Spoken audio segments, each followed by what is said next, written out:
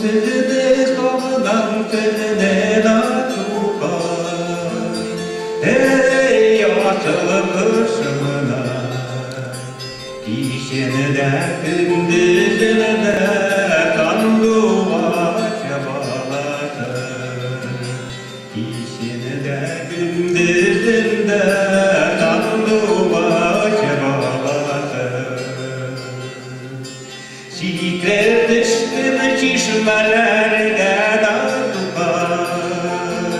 Hey yaşlı kışımına, çişme suyu sayılır deyip sandığa çabalasın. Çişme suyu sayılır deyip sandığa çabalasın. Ey gençlik sofralarda da tukay.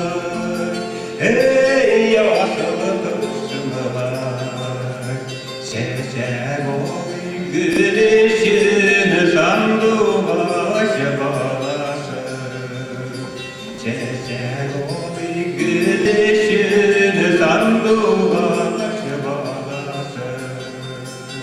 Soğunan sözüne tukay. Ey yaşlı kışımına,